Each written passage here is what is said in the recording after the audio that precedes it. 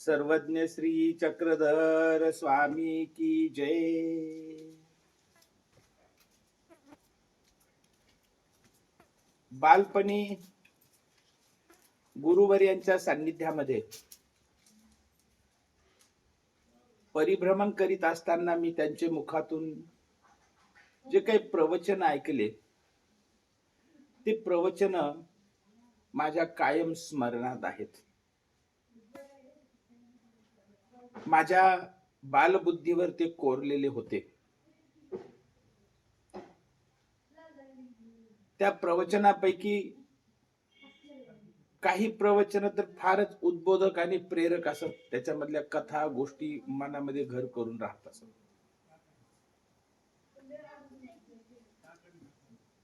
गुरुवर्य बलदेवराज प्रज्ञासागर बाबा महानुभावीय महंत कैवल्यवासी यांनी सांगितलेली एक कलियुगा संबंधाची कथा मला आजही आठवते.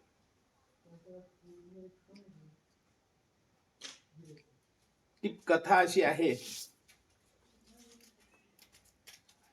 की नामस्मरणाचं महात्म्य. नामस्मरण किती महत्वाचं आहे. नामस्मरण हेच जीवाचा उद्धार करणार आहे, रक्षक आहे. नामस्मरणाशिवाय जीवाचा उद्धार नाही. आणि या कलियुगामध्ये नामस्मरणाचं किती महत्व आहे हे समजावून सांगण्यासाठी गुरुवर्य महंत आचार्य कैवल्यवासी श्री बलदेवराज प्रज्ञासागर बाबाजी हे नेहमी आपल्या प्रवचनामधून ही कथा सांगत असत. ती कथा अशी आहे. द्वापार युग संपायला आलेलं होतं. 2 ते 3 दिवसच शिल्लक होते. 2 दिवसानंतर द्वापार युग संपणार होतं आणि कलियुगाचा प्रारंभ होणार होता. द्वारकेला लगबग चाललेली होती. भगवान श्रीकृष्णांनी निजधामाला जाण्याची तयारी सुरू केली. भगवान श्रीकृष्णांनी द्वारकेमधून सर्वांना जाहीर करून टाकलं की आता द्वापार युग संपणार आहे. आम्ही द्वापार युग संपण्याच्या आधी निजधामाला जाणार आहोत. कलियुगामध्ये आम्ही राहणार नाही. आमचा अवतार द्वापार युगासाठीच होता आणि आता द्वापार युग 2 दिवस उरलेला आहे. 2 दिवसानंतर 2 दिवस संपेपर्यंत आम्ही निजधाम गमन करणार आहोत. आणि म्हणून सर्वांना दर्शन द्यायचं आहे. अवतार समाप्तीच्या आधी आम्ही सर्वांना दर्शन देणार आहोत आणि निजधामाला जाणार आहोत असं भगवान श्रीकृष्णांनी द्वारकेमधून घोषित केलं. ही वार्ता सर्वत्र प्रसारित झाली आणि मग भगवान श्रीकृष्णांच्या दर्शनासाठी द्वारकेमध्ये अभ्यागतांची गर्दी झाली. साधू संत ऋषी मुनी राजे रजवाडे भगवान श्रीकृष्णांच्या अंतिम दर्शनासाठी द्वारकेकडे त्यांची लाईन लागली. रस्ते फुलून गेले. जो तो द्वारकेकडे चाललेला होता. जो तो एक दुसऱ्याला सांगत होता की भगवान श्रीकृष्णांचं दर्शन घ्यायचे. कलियुगामध्ये भगवान श्रीकृष्ण दिसणार नाहीत. द्वापार युग संपण्याच्या आधीच ते निजधाम गमन करणार आहेत आणि म्हणून आता हे शेवटचं दर्शन आहे त्यांचं. म्हणून दर्शन घ्यायला जाऊया प्रत्येक जण एक दुसऱ्याला सांगत होता. आणि त्या द्वारकेमध्ये येणाऱ्यांची संख्या बेसुमार वाढली. द्वारकेमध्ये राजसभेमध्ये भगवान श्रीकृष्ण राजसिंहासनावरती बसलेले आहेत. येत आहेत लोक, दर्शन घेत आहेत, जात आहेत. अंतिम दर्शन फार महत्वाचं असतं. आणि जो कोणी दर्शनाला येत त्याला भगवान श्रीकृष्ण काही ना काही आशीर्वाद देत असत. काही ना काही त्याचं म्हणजे मनोरथ पूर्ण करत असत. त्याच्या इच्छा पूर्ण करू लागले देव. ज्याला जे जे पाहिजे ते देऊ लागले. प्रत्येक जण दर्शन घेऊन समाधानी होऊन परत जात होता. दर्शनाचा हा सोहळा भव्य दिव्य स्वरूपामध्ये द्वारकेमध्ये चाललेला होता. आणि त्या दर्शनाच्या रांगेमध्ये कलिराज सुद्धा त्या रांगेमध्ये उभे होते. कलिराज सुद्धा भगवान श्रीकृष्णांचं दर्शन घेण्यासाठी तिथे आलेले होते. आणि दर्शन घेण्यासाठी जेव्हा कलिराज समोर आले, देवाच्या श्रीचरणावरती त्यांनी मस्तक ठेवलं, प्रार्थना केली आणि हात जोडून म्हणाले, हे प्रभू,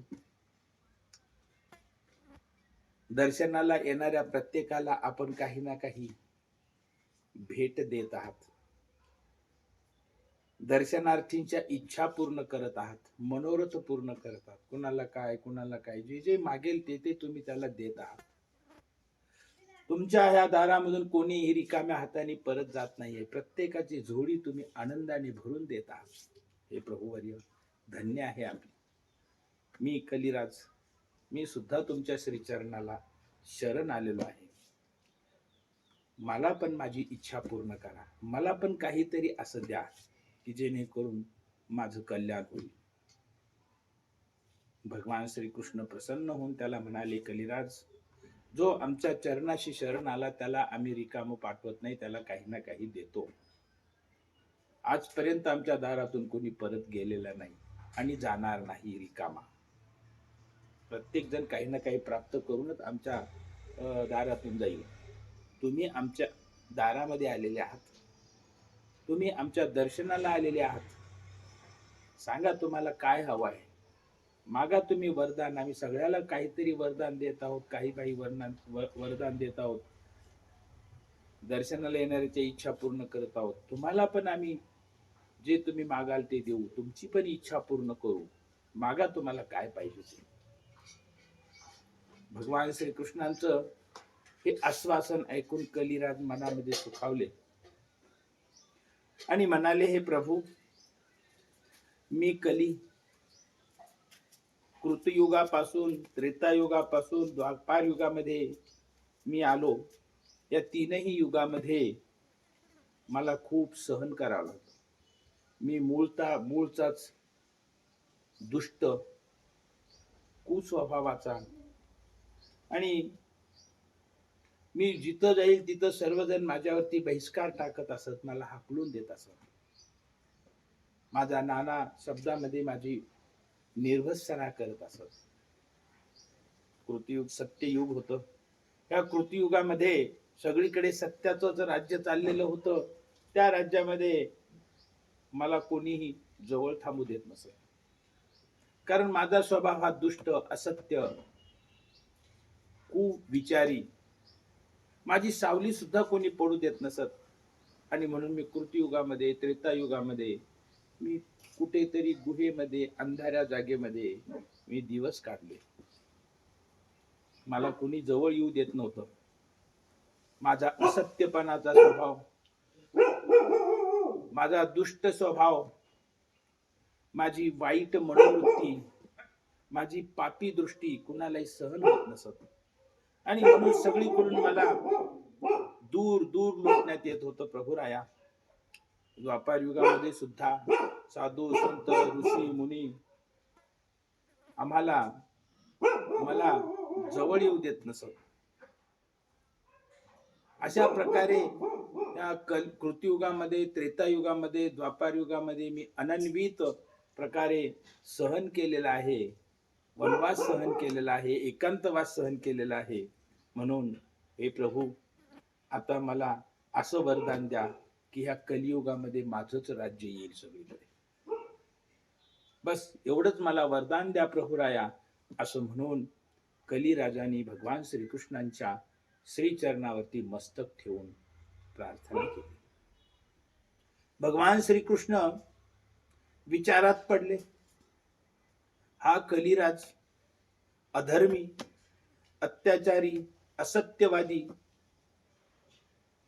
दुराचारी, आणि याला जर आपण आता हे राज्य कलियुगामध्ये हा राज्य मागतोय, वरदान मागतोय की माझं कलियुगामध्ये राज्य येईल, असा मला वर द्या असं मागतोय. याला जर वरदान दिलं तर ह्या कलियुगामध्ये ह्या कलीचं राज्य येईल आणि सगळीकडे अधर्मच अधर्म पसरेल. यथा राजा तथा प्रजा. जर राज्यात जर अधर्मी असेल, कुविचारी असेल, दुष्ट असेल, पापी असेल, तर प्रजा सुद्धा तशीच होऊन या कलियुगामध्ये सगळीकडे अधर्म पसरेल आणि हे सगळे जीव नरकाच्या रस्त्याने सगळे तुडुंब ते नरकाचे रस्ते भरून जातील आणि नरकपुरी जी आहे, यमपुरी जी आहे, तिथली बाजारपेठ भरभरून जाईल. याला जर राज्य दिलं तर सगळा अनर्थ होणार आहे. भगवान श्रीकृष्ण मनामध्ये विचार करू लागले की आता याला हा कलियुगामध्ये राज्य मागतोय, याला जर राज्य दिलं तर सगळं कलियुगामध्ये अधर्म आणि अनिती वाढून सगळे जीव नरकाला जातील आणि नरकाच्या बाजारपेठा भरून जातील. काय करावं आता? आणि जर याला वरदान न द्यावं, याला नकार द्यावा, तर माझं ब्रीद आहे, माझं सत्व जाईल की माझ्या दारामध्ये आला आणि वरदान न मिळून तसंच रिकाम्या हाताने हा परत गेला. भगवान श्रीकृष्ण विचार करू लागले आणि मग श्रीकृष्णाने ठरवले की याची इच्छा पूर्ण करायची. आणि भगवान श्रीकृष्ण कलिराजाला म्हणाले की कलिराज, तुमची इच्छा आम्ही पूर्ण करीत आहोत. ह्या कलियुगामध्ये तुमचंच राज्य होईल. आणि भगवंताची ही अभयवाणी आणि आशीर्वादवाणी ऐकून कलिराज मनातून आनंदून गेले. कलीचं राज्य, कलियुगामध्ये त्याचंच राज्य येणार असं भगवान श्रीकृष्णाने वरदान दिलं आणि कलिराजाने नमस्कार केला आणि ते परत फिरले जाण्यासाठी. त्यावेळेस भगवान श्रीकृष्ण कलिराजाला म्हणाले की हे कलिराज, तुमची इच्छा आम्ही पूर्ण केलेली आहे. तुम्हाला आम्ही वरदान दिलेलं आहे की या कलियुगामध्ये तुमचं राज्य येईल, परंतु तुम्ही आम्हाला शब्द द्या. तुम्ही आम्हाला शब्द द्या की जे आमचे भक्त आहेत त्या भक्तांना तुम्ही त्रास देणार नाही, त्या भक्तांना पीडा देणार नाही, असा तुम्ही आम्हाला शब्द द्या. भगवंताची ही वाणी ऐकून कलिराज परत फिरला आणि म्हणाला की भगवंता, मी तुम्हाला शब्द देतो, या कलियुगामध्ये माझं राज्य येईल, सगळीकडे अधर्म पसरेल, माझेच नियम, माझेच कायदे सगळीकडे लागू होतील, असत्य, अनाचार, व्यसन, अधर्म, पाप सगळीकडे बेसुमार वाढेल. माझ्या राज्यामध्ये सगळीकडे अधर्माचा नंगा नाच चालेल. तरी हे भगवंता, मी तुम्हाला शब्द देतो की माझ्या राज्यामध्ये तुमचं नामस्मरण करणारा जर एखादा भक्त जर मला कुठे आढळला तर मी त्याला साष्टांग दंडवत घालेल आणि त्याला पीडा देणार नाही, परंतु ज्याच्याकडे नामस्मरण नाही, जो तुमचा भक्त नाही, आता तो माझ्या राज्याचा एक नागरिक असल्यामुळे, तो माझ्या राज्याचा एक भाग असल्यामुळे त्याला मी काय आता सोडणार नाही. माझेच कायदे कानून आता सगळीकडे लागू होतील. आणि हे भगवंता, आता ह्या कलियुगामध्ये माझे कायदे आहेत खोटं बोलावं, माझे कायदे आहेत अनाचार करावा, माझे नियम आहेत सप्तव्यसनांमध्ये डुंबून जावं, माझे नियम आहेत पापाचरण करावं, हे सगळीकडे कायदे लागू होतील. परंतु या माझ्या कली राज्यामध्ये तुमचा जर एखादा भक्त, जर तो नामस्मरण करणारा भक्त असेल, नामस्मरण निष्ठा असेल, तो जर मला चुकून कुठे दिसला तर मी त्याला साष्टांग दंडवत घालेल आणि त्याला मी कुठलाही त्रास देणार नाही, कुठलाही उपद्रव देणार नाही. हे माझं तुम्हाला वचन आहे. आणि कलिराजाने भगवंताला वचन दिलं आणि कलिराज निघून गेले. द्वापार युग संपण्याच्या आधी भगवान श्रीकृष्णाने आपला अवतार निजधामाला गेले. भगवान श्रीकृष्ण निजधामाला गेले, अवतार संपला, द्वापार युग संपलं आणि कलियुगाचं राज्य सुरू झालं. ह्या कलियुगामध्ये सगळीकडे अधर्माचा नंगा नाच सुरू झाला, सगळ्यांचं पतन झालं. त्या कलियुगामध्ये सगळीकडे व्यसन, अनाचार, सप्तव्यसन, दुराचार, पापाचरण, हे कली, सगळे साधू संत म्हणायला लागले की कली आला, आता कली माजला आहे, कलीचं राज्य आलेलं आहे. धनासाठी, लोभासाठी, विकारामध्ये लुब्ध झालेले काम, क्रोध आणि लोभ या तिन्हीच्या वाटेनं या कलियुगामध्ये जन्माला आलेले या हम रस्त्यानी, कामाच्या, क्रोधाच्या, लोभाच्या रस्त्यानी अनाचाराकडे अधोपतित होऊन नरकाचे, यमपुरीचे रस्ते तुडुंब भरून वाहू लागले. आणि यमपुरीमध्ये जे काही यमदूत होते, जे राक्षस होते, त्यांच्यावर अहोरात्र त्या जीवांना दुःख भोगविण्याचं कामाचा भार पडला. सगळं कलियुगामध्ये यमपुरी भरून वाहू लागली. परंतु ह्या कलियुगामध्ये जर कोणी एखादा परमेश्वराचा भक्त आणि परमेश्वराचं नामस्मरण करत असलेला जर कुठे दिसला, तर कलिराज मात्र त्याला त्रास न देता त्याला वंदन करून बाजूंनी निघून जाईल. आणि जिथे जिथे त्याला अनाचार, अधर्म माजवायचा, तिथे तिथे तो अधर्म, अनाचार माजवेल. अशा प्रकारे या कलियुगामध्ये कलीचं राज्य आलेलं आहे. हे युगच हीन युग आहे. कृतयुग, त्रेतायुग आणि द्वापारयुग या 3 युगामध्ये कलिराजाला अंधारामध्ये, गुहेमध्ये कुठेतरी लपून छपून दिवस काढावे लागले. परंतु या कलियुगामध्ये मात्र तो राजा होऊन सर्वांवर सत्ता राबवत आहे.